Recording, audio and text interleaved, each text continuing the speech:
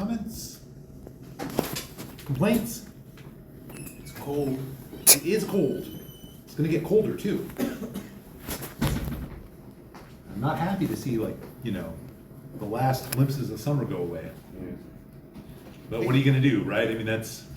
Like, I feel like the daylight savings change completely messed up my sleep schedule. I know, it always does, doesn't it? It's that all of a sudden, it's like, it feels good.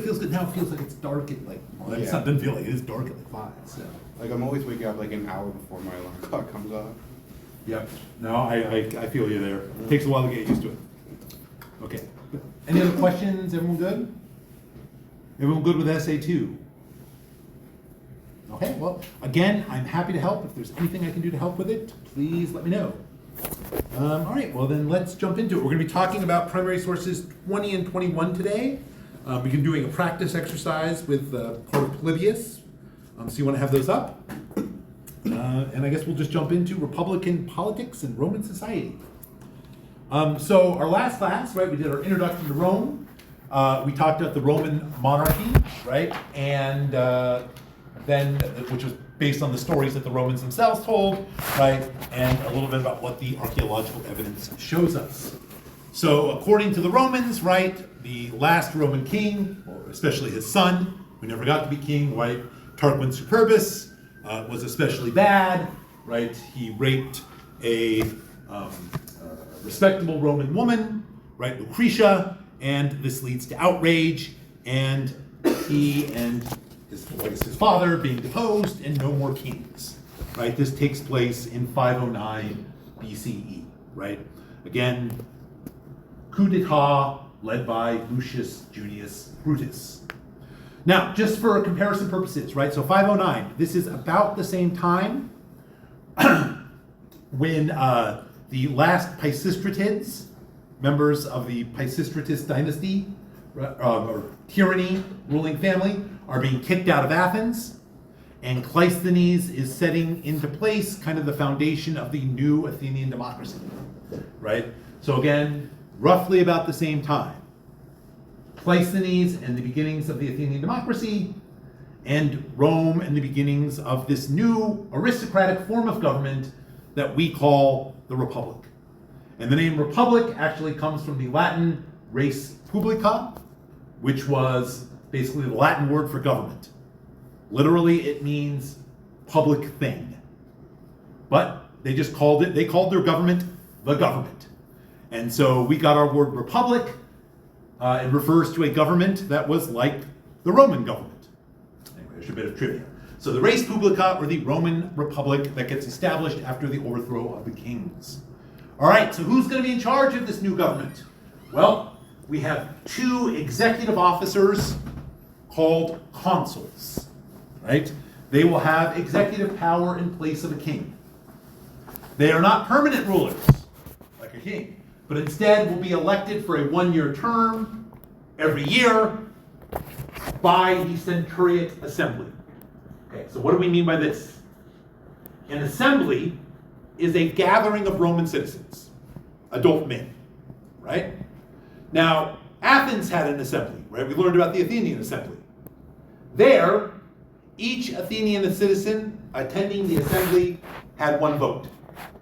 So if we were voting on, who do we want to elect as general? Every citizen at the Athenian assembly would have 1 vote.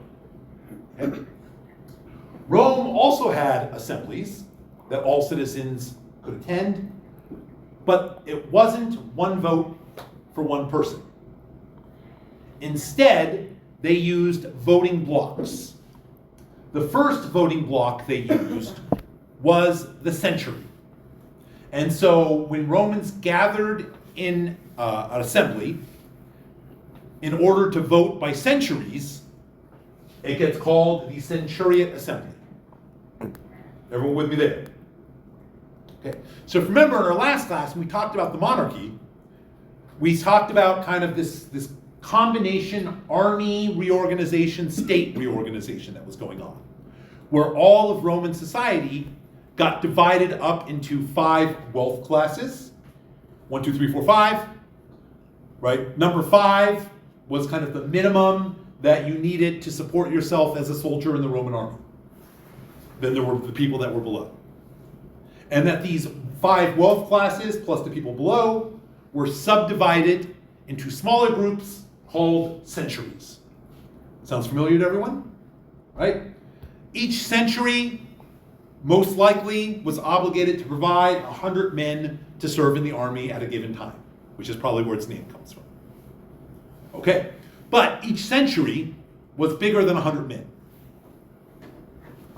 at least by 509 BCE. Okay, there were 193 centuries total. So when the Romans met in the assembly to vote by centuries, right, they would gather together in their century. Each century got 1 vote. Okay? Within a century, you would have a vote to figure out which way your century is voting. That makes sense. Make sense? So if I'm in a century, the vote is yes or no. Every one of my century votes, there's 193 yeses. Can't believe I used that number again. 20 no's. So our century votes yes. And so it would be 1 out of 193 century votes for yes. Right? The majority of century votes carries the election. So when we say that consuls were elected by the centuriate assembly, right, each century would figure out, well, which consul are they voting for, which 2, and then they would each century would get 1 vote. And whoever had the majority, if I do my math, what's my math? 87, right? A minimum of 87 centuries, that would be elected. Okay, makes sense to everyone? Okay, now what do you remember about the organization of centuries, or the subdivision of wealth classes? Does anyone remember anything from our last class? There was something that really stood out. We talked about wealth classes being subdivided into centuries. There was like a lot of middle class, right? Like what is considered to be their middle class. When you say a lot of, what do you mean? Like that made up their most of their You're general. close. Population-wise, yes. Johan? That the wealthiest class had the most centuries. By far, right? The highest wealth class, the richest people, which was the smallest of the wealth class in terms of population, was subdivided into the most centuries. In fact, right, there were enough centuries within the highest wealth class to get to a majority on any vote. So, if you were wealthy, not only were there fewer people in your century, meaning your vote, your personal vote, counted for more within your century, but your century's vote, you know, again, if everyone in the first wealth class voted like you, would be enough to get a majority. Okay?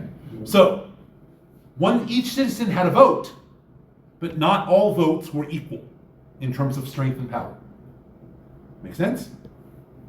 That, if the wealthiest Romans all decided to vote together, it would be enough to get a majority. Okay. Good. All right.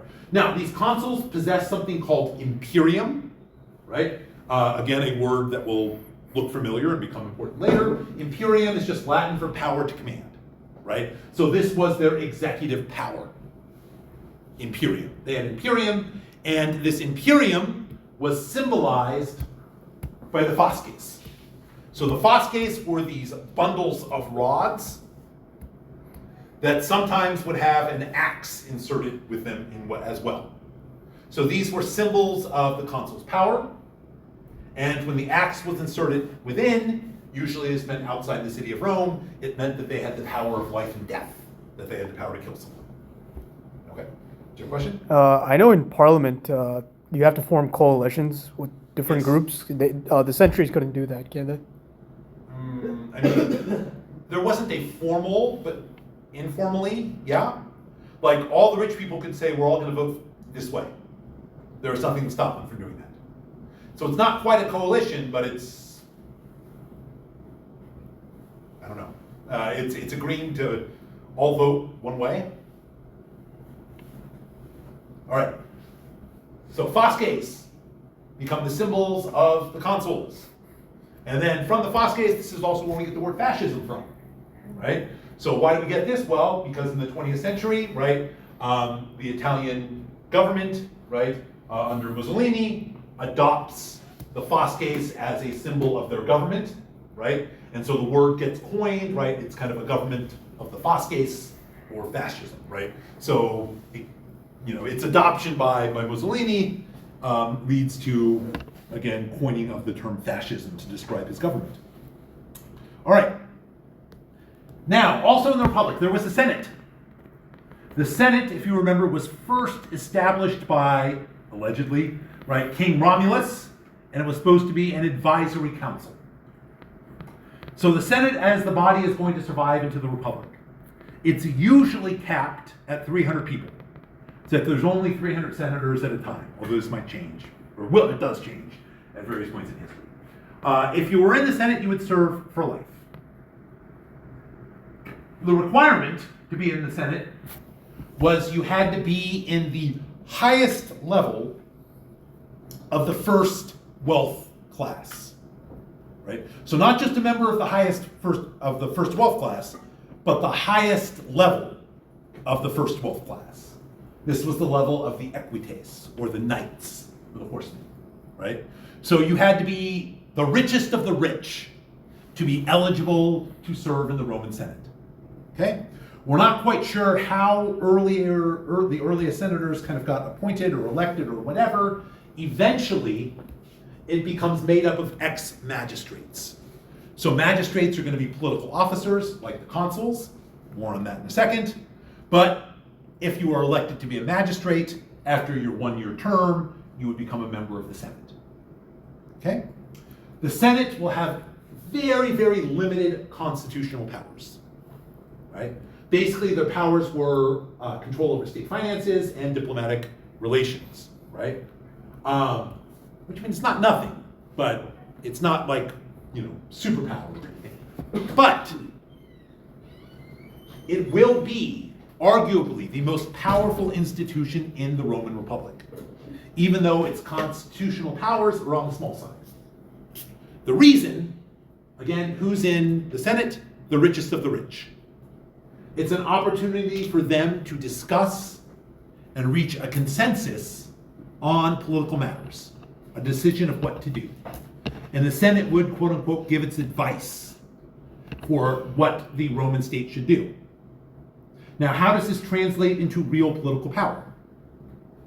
Well, if something is being decided by the Centuriate Assembly, like who should be our next consul, or, what should we do about this foreign threat, what does consensus in the Senate lead to?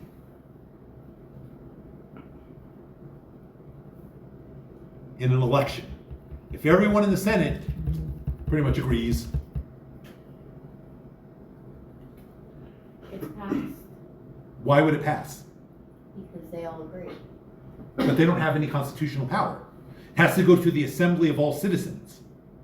Yeah, but they hold the majority of it. There you go, right? Because of the way that voting works through centuries, the rich, right, not just the senators, but the rich as a whole, have the majority of the senators, have the majority of the centuries. If, like, everyone in the Senate agrees, that's probably going to be enough to gather enough support among your fellow rich so that the majority of centuries vote the way that you want, right? So again, doesn't have the most constitutional power, but will be the most influential and in reality the most powerful kind of political body in the Roman Republic. Then you have your assemblies, right? So we mentioned the Centuriate Assembly, right? Meeting to vote by century. People might also meet in what gets called the Tribal Assembly. So it's the same people, but instead of organizing themselves by centuries, they organize themselves by tribes. More on that in a second. Okay? They're going to choose magistrates, right? So again, this is where voting for executive officers comes from, and pass legislation. Okay, any questions here? Okay. So, the center of the Roman Republic, right, both geographically and politically, was the Roman Forum, right? So a picture of the Roman Forum as it survives today, right? Big open space that was surrounded by buildings, usually temples, and some kind of covered walkways, right? So public business and elections usually took place, except for the biggest ones, kind of here, right? So the Senate would meet inside of a temple. People would gather in the forum to listen to candidates speak, right? So again, there wasn't necessarily a dedicated like political building, like, you know, Congressional Hall or something. That business took place in the Senate, in the forum and its surrounding buildings. All right, let's do an exercise. So, primary source 20, right? Another excerpt by author Polybius, who we've talked about a lot. One of the paragraphs, right, paragraph 55 in book 6 on page 31, is about this person by the name of Horatius Cocles. So, I have a worksheet that I'm going to ask you now to spend some time filling out the worksheet. So this is just a practice exercise. It's not like a test or anything like this, but it's practicing, again, the same type of analysis skills that you're using on the essays and the exams. Okay? If you like, you can turn in this worksheet after class, right, as a form of kind of class participation. You don't have to, right? Again, not graded, but a way of kind of making comments without actually talking. There you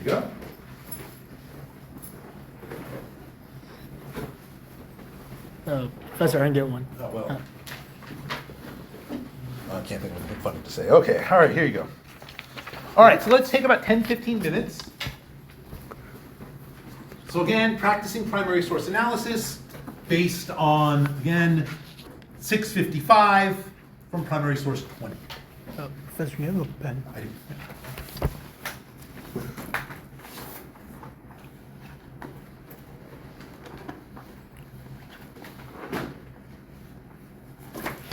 Yep. Thank you. All right.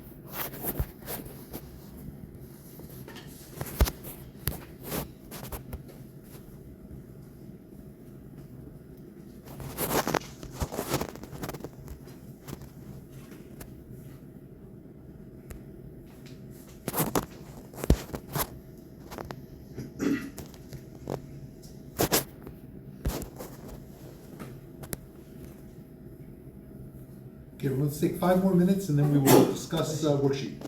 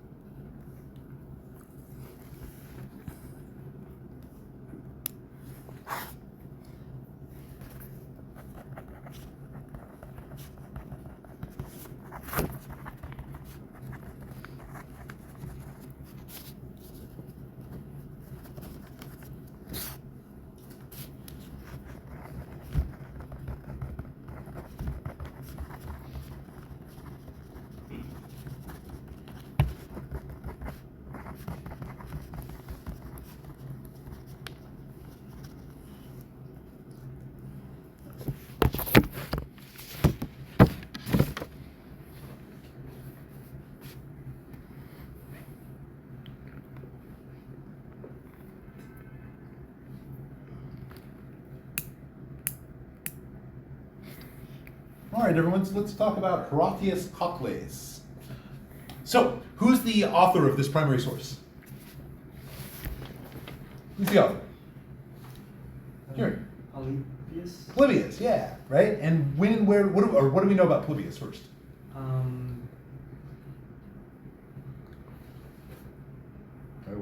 about Brian? What do we know about Polybius?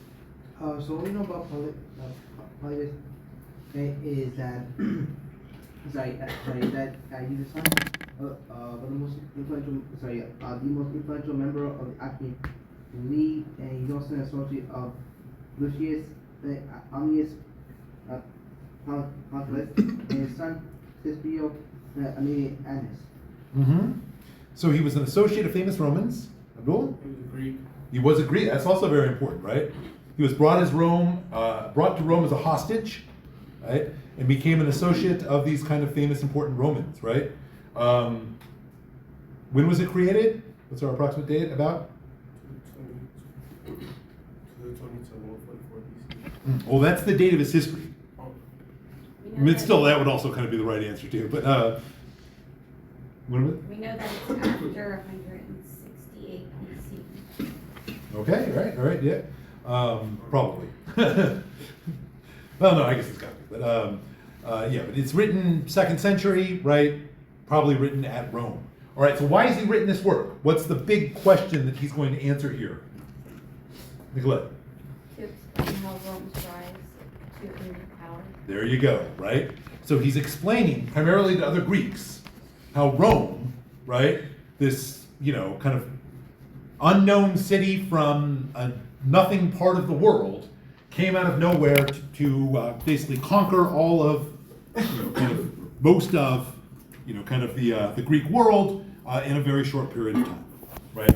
So remember, that's the big question that he's kind of organizing his history around, right? Is how does Rome, this place that many of you have never heard of before, how does it come to conquer the world? No? All right. Good. All right, so there's our background there, right? All right, so story of Horatius Cocles, right? What does he do here in this excerpt? Anthony. He was fighting two sections of an army, I think. He saw like an advancing force, a much larger army. So he tells his he was actually in front of the bridge, so it was near a bridge, Yep. and so he tells his soldiers to go back and destroy the bridge, so Right. they actually don't cross and go into Rome. So that actually saves the Saves city. Rome, right? Because the invading army, it's actually, doesn't say here if they're Etruscans, can't cross the bridge and get into Rome, right? And what happens to Horatius? Abdul, who has He dies. He died. How does he die? How about Nicolette? How does he die? He throws himself in the river. with He his throws armor himself on. into the river with his armor on, right? So he's fighting off the entire Etruscan army by himself, right? Buying time for the soldiers behind him to break down the bridge. And after the bridge is gone, he throws himself in the river, basically killing himself, right? So here's a famous story, right? That's going to be, lots of Roman authors talk about it. And modern artists like retelling it too, right? So there's a much later picture of Horatius defending the bridge, right? All right. So, what's supposed to be the takeaway from this? What does Polybius want us to learn? Cosmo. To show why Rome succeeded people like Herodotus. Right, there we go. So it's answering the question. Why, or part of his answer to the question. Why was Rome able to do this? Well, people like Horatius. Okay, what about Horatius? He was willing to go to great lengths in order to protect Roman society, even if it meant sacrificing himself. Right, so he was willing to go to great lengths and even sacrifice himself, right, for Rome. And it's part of the larger narrative here, right? So not part of 55, but talks about it in 54, right? Is that he talks about kind of the Roman culture and the values that they have, right? And he says one of the things that Romans do is that they prioritize kind of the state over individual safety, right? And he's like, there's many examples of basically people who are willing to sacrifice themselves or to suffer themselves for the benefit of the state, right? And so it's this kind of this particular virtue that's being cultivated among Romans. Horatius Cocles is an example of this, right? And this is one of the things that allows Rome to, again, be supreme. All right. Kind of similar to Leonidas, right? Just a little bit. The self-sacrificing part, yep. I would say the difference here is that Leonidas is often held up as exceptional, whereas for Polybius, Horatius is one example among many, right? That he's not unusual, right? He is exemplifying a standard Roman value. So, in other words, Rome is made up of a whole bunch of Leonidases, right? It's kind of the idea. All right, good. All right, so it gets interpretation. Think about significance. What virtues, qualities are being idealized here? We already kind of covered it, right? I guess self-sacrifice, putting the well-being of Rome ahead of your own individual. Good. All right, good. All right, so hold on to that. I guess any other thoughts or anything else people want to say? No. No. All right, well, hold on to the sheet. Like I said, if you want to turn it in at the end of class as participation, you can do it then. All right, so Republic gets established. Horatius Cocles, supposedly that took place in 509. Soon after the Republic was established, remember the last kings were Etruscan. The Etruscans were really mad that their kind of brothers got kicked out, and so Etruscan armies come to conquer Rome, right? But the Romans hold them off. So, soon after, right, the Roman Republic is going to go through a series of events. Modern historians refer to this as the struggle of the orders, right? By the orders, who we're talking about patricians and plebeians, right? So Roman society, Roman citizens were divided up based on their birth, on their family, into two groups, patricians and plebeians, right? This goes back to, allegedly, right, the Senate of Romulus. We mentioned this, that he collected an advisory body from kind of the leading families of Rome, right?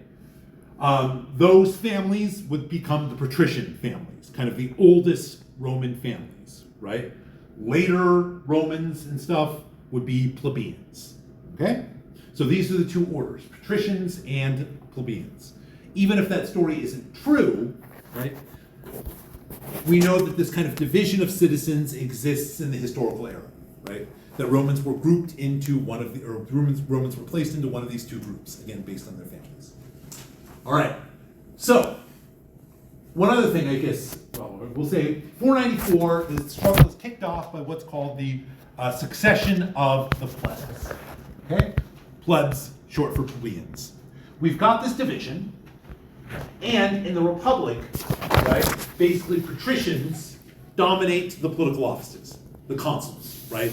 That the consuls are all patricians, and the plebeians don't like this. Now, the important thing to realize here, right, is that when we talk about patrician versus plebeian, we're not talking about rich versus poor, okay? Because there are many poor patricians.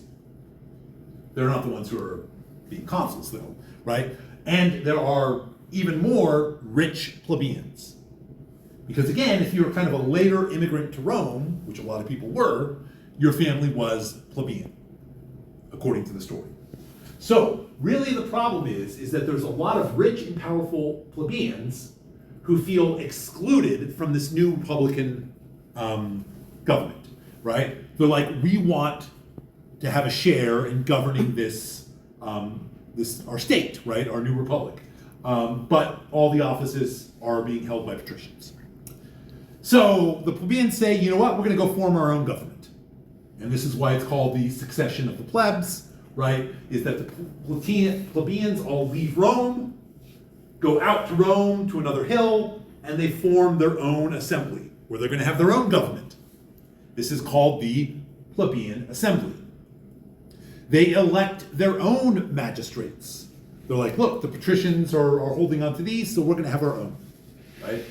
They elect 2 tribunes of the plebs, right? And 2 aediles, with the mission statement that these officers are going to protect the plebeians and their interests. How they're going to do this. They basically decide that these tribunes are going to be sacrosanct. I don't know how you can decide it, but they do. Basically means kind of protected by the gods. In reality, what this kind of evolves into is that you're not allowed to physically interfere with someone. Not allowed to lay hands on someone who is sacrosanct because this is an offense to the gods. They also give the tribunes the right to veto anything that they believe is dangerous to the plebs. We'll talk about what this turns into a little bit later. The aediles were supposed to oversee public affairs, markets and temples. Again, protecting the plebeians. All right. That goes on. Eventually, the plebs come back. It's all a little cloudy. Remember, this is kind of a kind of cloudy historical era. Our next big event, the struggle of the order, in the struggle of the orders, is the reign of the decemvirs. Okay, this starts off as a positive thing. Year 451, a body of 10 men, that's what decemvir means, 10 men, was appointed to codify, to write down Roman law. Right? So up until this point, Roman law was custom-based and orally passed down. People were complaining that it was not being applied uniformly, so the law is to be codified. It's to be written down. So this first body of 10 men creates the first part of the 12 tables, or maybe all of the 12 tables, right? This is the first codified Roman law, first written Roman law, deals with things like property rights, personal relationships, and citizen status. Then as the story goes, the next year, the Romans appoint another body of 10 men, a different body, but these men were bad men. The first decemvirs were good and wrote good, honest laws. The second body was jealous of the rising power of the plebeians. And they wrote a bunch of laws that were unfair, allegedly, to the plebeians. None of this is historical, right, that survives. But this is the story, right? And then the ultimate act of the bad decemvirs.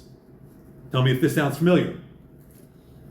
The leader of this bad group, a guy by the name of Appius Claudius, becomes enthralled by this virtuous Roman woman who is engaged to be married to another man. He wants to have his way with her. Again, she's too virtuous. So he has one of his associates claim that this is not a free woman, but in fact, this woman is the daughter of my slave. So, she and her father allege that she is free. This associate of Appius Claudius alleges that she is his slave. So it must go to trial. It is brought before the decemvirs, and Appius Claudius hears the case.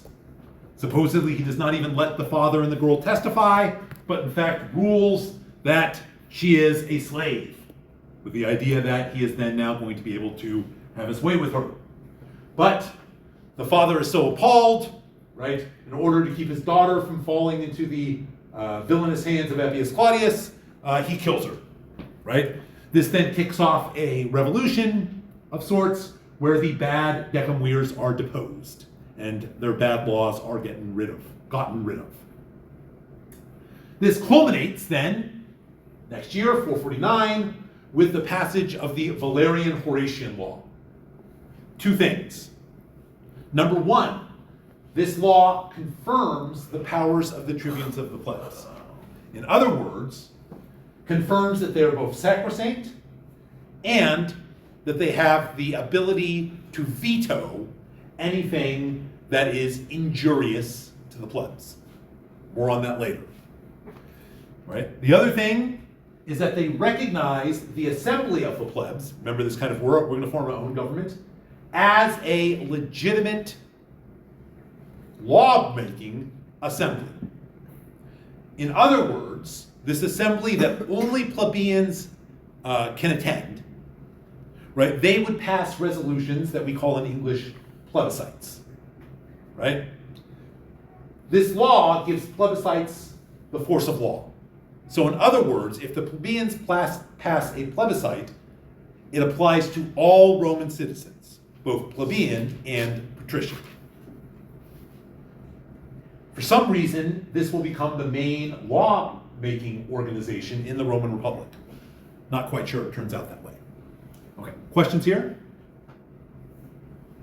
No, all right, good. All right. Still, the struggle continues, right? 367, so moving further in time, right? 80 years further, we get something called the Licinio-Sextian Compromise. Don't need to know these names for the most part, right? One of the things that this does, we'll kind of come back to it, is formalizes how debts and interest are calculated to keep people from taking advantage of poorer citizens, and codifies plebeian access to the consulship. That plebeians now can be consuls. And in fact, what it may require, again unknown, is at least one plebeian a year must be a consul. All right. The patricians react to this. They're not happy with the compromise. They're like, look, well, if they're going to get a consul, we're just going to create new magistrates. And so we get a new magistrate called a praetor, whose job is to oversee the law courts, and 2 more aedils who are going to balance out the plebeian aedils. Long struggle of the orders. All right, come back to that in a second. No, actually, we're going to come back to that now. Let's do this first. All right, so at the end of the 4th century, so 300 BCE, this is what the Roman Republican Constitution looks like, right? So we have senior magistrates who possess both civil and military imperium, right? Meaning that they've got civil authority and military authority. They're going to be the leading executive officer in civil affairs and the leading military officer in military affairs. Okay. Elected by the Centuriate Assembly, we talked about that, right? 2 consuls, right? You're only allowed to serve as consul twice, right? So it's a 1-year term. You're allowed to be elected for a second term after a period of 10 years has passed since your first one, and then never allowed to be consul again, in theory. This is supposed to ensure that there is rotation and that no one gets too powerful. As we mentioned, there was a praetor who was created to oversee the law courts, right? A second praetor is going to be added a little bit later, who's going to oversee cases involving non-Romans, foreigners, and then more praetors are going to be added later. So we'll get more and more of them as the Republic goes on. Then you have the minor magistrates, right, who are elected again for a year term. They only have civil imperium, meaning that they don't carry military authority with them. For some, again, confusing reason, they will be elected by the assembly in its tribal format, meaning that people will meet in their tribes rather than their centuries, right? You've got aedils to oversee the market, festivals, games, and these guys being quaestors, who are going to be in charge of finances and money. So here is your Republican administration. We also get plebeian magistrates, right? They are going to be elected by the plebeian assembly. Each year, 10 tribunes of the plebs will be elected for a 1-year term. Their mandate, protect the interests of the plebs. They are sacrosanct, again, right? So they cannot be interfered with physically. And more importantly, they have the veto. The way the veto works now, at the end of the 4th century and goes forward, is any political business that is going on can be voting for a law, can be debating a course of action, can be deciding whether or not to go to war. One of the tribunes of the plebs can stand up and say, I veto this action. At which point, the matter is done, cannot be discussed, cannot be passed, it is thrown out, theoretically over. Right? So again, one person, 1 out of the 10, can rise up, basically halt any type of political action that is starting to go, that's in the process of, kind of being formed, and there's no kind of overruling this. Who smells recipe for disaster here? recipe for disaster, right? But again, in theory, protecting the interests of the plebs, right? Then they've got plebeian aedils, right? So there's 4 aedils total. Then there are special magistrates who are elected on an as-needed basis. 2 censors who would be responsible for maintaining the census, which is the roll of citizens. Who counts as a Roman citizen? And, again, an office that will become increasingly important, dictator. Much like tyrant, dictator sounds like a bad thing, but in fact, starts off as a positive thing, or at least a neutral thing, right? So a dictator is an emergency officer. So the Romans recognized that their form of government might not be good for responding to emergencies. So they said, if there's a time of crisis, the assemblies can vote to appoint a dictator. If a dictator is appointed, he's appointed for a 6-month term of office, during which period he wields supreme power. Right? So the idea is, it's temporary, right? At the end of 6 months, he gives up his power, goes back to his regular life, right? But during those 6 months, he is basically sole person in charge. He can make the decisions, right, needed to respond to any type of crisis. And in fact, more often than not, early Roman dictators are celebrated as heroes, right, as opposed to, I guess, villains. The most famous of the dictators, at least early, or most famous of the early dictators, is an individual by the name of Cincinnatus, from whom we get the city Cincinnati, right? Who had retired from political life, was working on his farm, plowing his fields, right? But he was a well-respected politician in general. He gets called up in the time of emergency, right? He leaves his farm, goes, leads Rome as dictator for 6 months, right? At the end of the 6-month period, he says, all right, thank you, I'm done. You know, gives up the power, goes back to plowing his field at his farm. So he was held up as kind of the ideal Roman dictator. Kind of like George Washington, but without That's the dictator George- part. well, if you want to talk about who was one of the models for George Washington, Cincinnatus. And in fact, one of the organizations that gets founded, the Order of Cincinnatus, or the Order of the Cincinnati. So again, they really like Cincinnatus during the American Revolution period. Right, then we get our assemblies, they choose magistrates, and pass legislation. Okay, questions here? All right, so back to Polybius, right? So, once again, what is the main question? Bring this up for a second. What's the main question that Polybius is trying to answer in his historical work? Main question, Nicolette.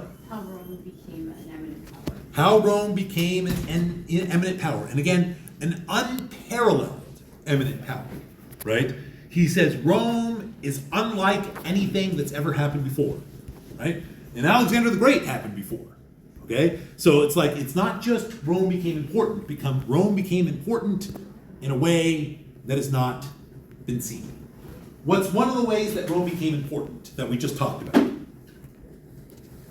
Their values. Their values, right? They are cultivating particular values or virtues among their citizens that is leading to, kind of better men engaging in better forms of action.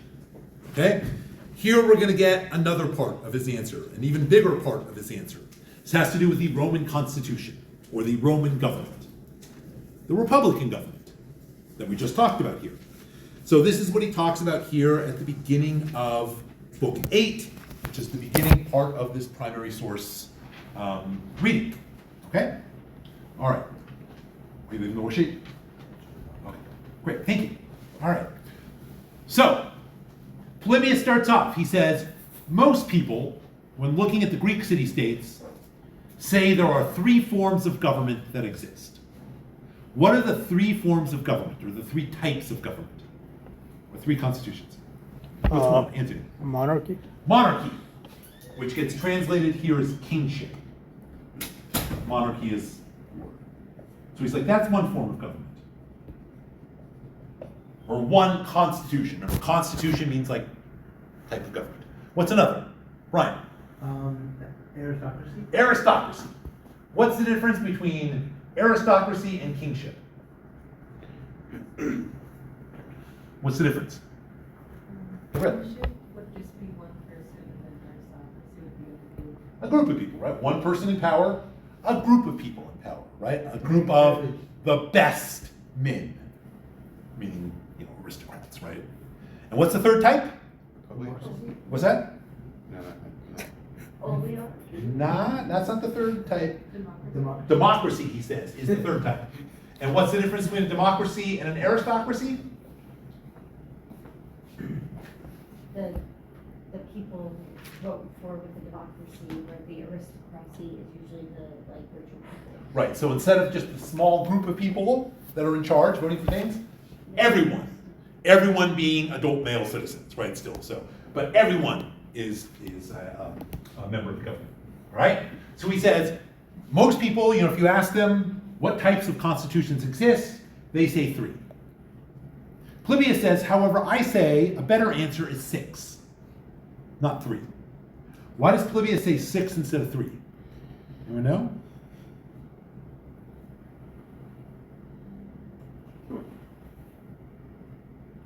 He says each of these 3 has a bad form, right? He's like, these are, if things are working well and working how they're supposed to, this is what you get. But he's like, everyone's got kind of an inverse, a bad form. He's like, really, they should count as its own form of government here. For kingship, he says there is, again, the word that gets used here is tyranny. Does not mean tyrant. Tyranny, like Pisistratus in the Greeks. This is an English translation. It basically means bad king. And there's a bad form of aristocracy, which he calls oligarchy. Now again, the ancient Greeks used these 2 terms synonymously, right? He's using aristocracy to be good, oligarchy to be bad. And there's a bad form of democracy. Mob rule. Mob rule.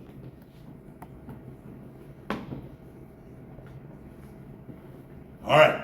So he's like, really, there's 6 types of government, right? And he's like, this is how the world works. So here we're getting an example of early political science, right? That Polybius has a theory on how governments work. And it's a cycle, right? So he says, first, kind of human beings, they gather together in a group. John Locke might say they're in a state of nature. And he says one human being comes to be a leader of the group. So it's not really a form of government, but he calls this, or the English translation is despotism. I might call it a strong man. He basically says humans come together for a collective purpose, and one of them basically will end up in a position of some authority just because he's stronger or more powerful than the others. And his analogy to this is animals. He's like, just like herds of animals, you're going to get like an alpha, right? This is just kind of the natural state of things, right? Human beings in their natural state are going to there's going to be like an alpha leader. And it's just going to be based on kind of their intangibles of strength. Okay? Everyone with me here? He says, over time, people are going to come to recognize the benefits of kind of working with someone who's got more power, someone who's going to look after their interests, someone who's going to, protect them. So strongman becomes formalized into something, again, he calls kingship. So a more formal, now we've got a government where you've got one man who holds supreme power, right? And he wields this power in a way that is beneficial to the community and looks after them. But, Polybius says, what happens Well, the first king might be like this, maybe even the second king. But after a generation or generations, right? The descendants get used to having this prestige, the wealth, all the good stuff that comes with it. But they don't want to do the work anymore. They don't care about the work anymore. They don't really care about the people, right? So kingship descends into tyranny. So he says at this point, you've got the bad king, right? Who's not trying anymore, who's just looking after himself. This is going to anger the people, especially, right, the people who have kind of the most power outside of the king, the aristocrats, right? That the people as a whole are going to look to the aristocrats to take action. And the aristocrats are going to be upset because the bad king is, just acting in his own self-interest. So there's going to be a revolution led by the aristocrats. They are going to rise up against the bad king and take power for themselves, leading to an aristocracy, where these good aristocrats will now rule collectively in the interests of the larger community. But again, over time, over generations, what's going to happen to the good aristocrats? Great. They're going to turn bad, right? Again, they're going to get complacent, they're going to get greedy, they're going to stop trying to do a good job, they're just going to care about themselves, right? So it turns into oligarchy. At which point, the people upset, right, because they're not being taken care of. They no longer have aristocrats to turn to, right? So they're going to have to take action themselves. The people as a whole rise up and take power, going to a democracy, where again, they're going to rule in their collective interests. What's going to happen over time? Again, right? People are just going to start focusing on, well, I'm going to do whatever I want, whatever makes me feel good, stop worrying about collective action, you get mob rule. Trial of the Generals, in a way. Oh, okay, well, that would be an example. There we go. You would get mob rule. What does mob rule lead to? Mob rule leads to destruction, right? Things fall apart, and then eventually, right, after things fall apart, someone will kind of rise up from the ashes, and the cycle will start over again. So, this is not true, but this is Polybius's model for how he sees kind of the world working. And he's like, most of the Greek city-states, he says, kind of fall into this. Again, not entirely accurate, but that's what he's putting out there for the audience. Okay, everyone with me there? All right. So, what type of constitution does Rome have? Republic. Well, so Republic's on the list. Where does Rome fit into this? Oh, that category. Okay. Yes. So what type? So that's what. Because remember, Republic just means government or constitution. So Romans just call it the Constitution. So what type do they have? It's like an aristocracy mixed with democracy, kind of. Mixed with?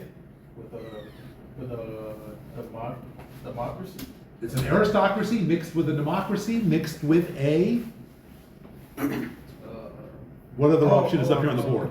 The kingship. Right. Yeah, because So what he calls Rome, he calls it a mixed constitution. He said this is what the Roman Republic. So what I just talked about there, he says, is a mixed constitution. Right? That it takes elements from these three good models and combines it into one. Okay? So what are the elements of kingship, aristocracy, and democracy that are in the Roman Republic, according to Polybius? Where do we see like Rome acting like an aristocracy or Rome acting like a democracy? So you have the consuls with the kingship. Right?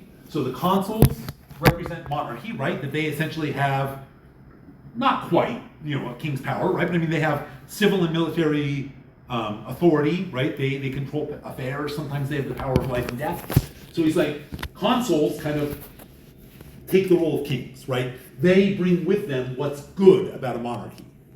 You can do quick decision making, right? Right, what else do we have? Go on. Another one? Or? the assembly is, would it be aristocracy or democracy? What do you think? Who gets to attend the assembly? Everyone. Everyone. Probably be, yeah, democracy. Democracy, right? Where the assemblies, every citizen can participate. You know, they vote laws, they elect magistrates. Now again, as we know, it's not one citizen, one vote, but Polybius kind of ignores that, right? Everyone gets to participate. What's our aristocracy? The Senate. The Senate, right? Where the elites gather together, right? And, you know, kind of the best of the elite Romans with their elite training can also mimic what's best about an aristocracy, right? Which is kind of the training and experience. So he's like, the Roman Republic combines all of these three together into a mixed constitution. And this is, again, one of the reasons, one of the big reasons, why Rome becomes Rome, why Rome becomes so awesome. So what's so great about a mixed constitution? According to Polybius. He talks about this, let me reference you here.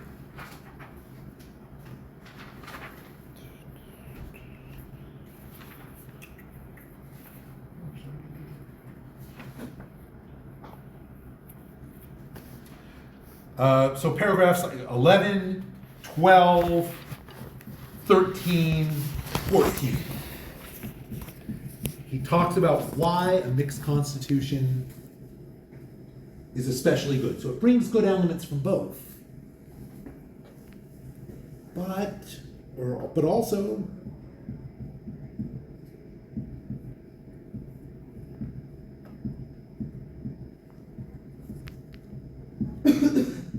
it does something that we today feel is very important about,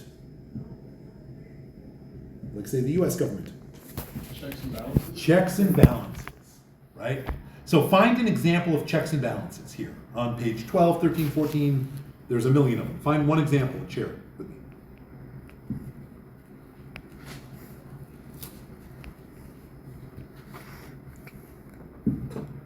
Oh wait, no, I lied. That was just distribution value. No, checks and balances are 15, 16. I lied. I was not looking closely enough. Those are just constitutional duties. So 15, 16, 17 are checks and balances. I should have looked at my note.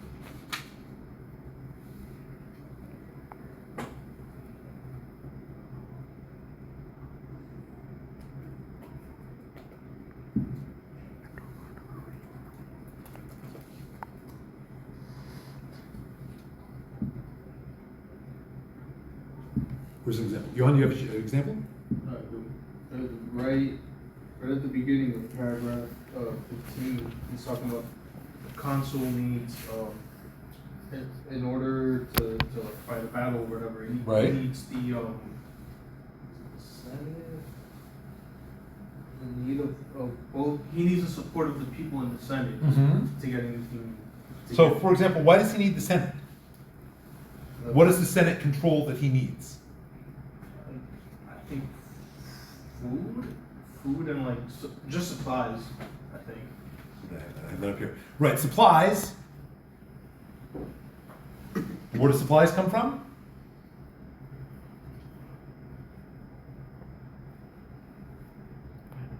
Because they're wealthy. They have all the.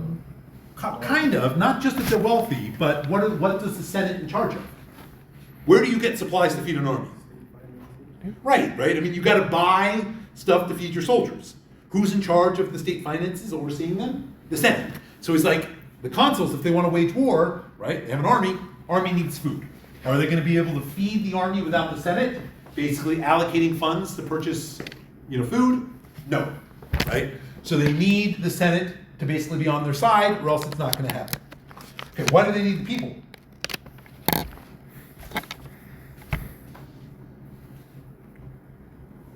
They need people to fight the wars. True, but it doesn't say here. At the bottom of paragraph 15. Wait, Right?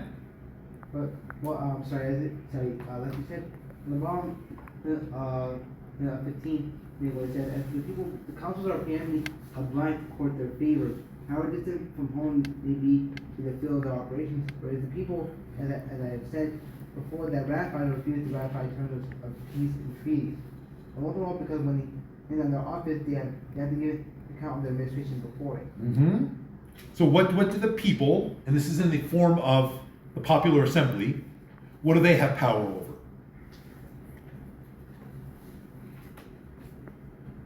One of those powers, one of those powers would be to ratify or to refuse any peace Mhm. any treaties. Right? Which is going to conclude the war, right? And theoretically cement the gains made by the consul. The people need to ratify it, the assembly does. And what was the second part of that? What do the consuls have to do at the end of their term? You have to report. They have to report to the people and the assembly, right? That they have to give kind of an accounting of everything they did, right? So again, Polybius is saying, you know, checks and balances, right? That the consuls can't do what they want because they need the Senate, right, in its control of finances. And again, if the people are really against them, like the people can't stop them from going out and marching with the army, but there might be problems for the consuls at the end of the campaign, right? So the consuls need to make sure that they are listening to the people, and so on, right? So again, checks and balances are going to be key. All right, so then, I think I'm out of time here, but why do the checks and balances matter? Because he says the checks and balances keep the good elements from turning into the bad elements. So your executives, your consuls, your kings, aren't going to descend into tyranny because the checks won't let them, right? The Senate's not going to descend into an oligarchy because the checks won't let them. So because of the mixed constitution and the checks and balances it brings, the Roman constitution can avoid this cycle of decline and stay at kind of peak operating level. So that's his argument. Okay? All right, so yeah, I'll leave you with this, right? Think about what he thinks about the Athenians and the Carthaginians. Here, we'll talk about that really briefly at the start of class on Wednesday, and then we will go.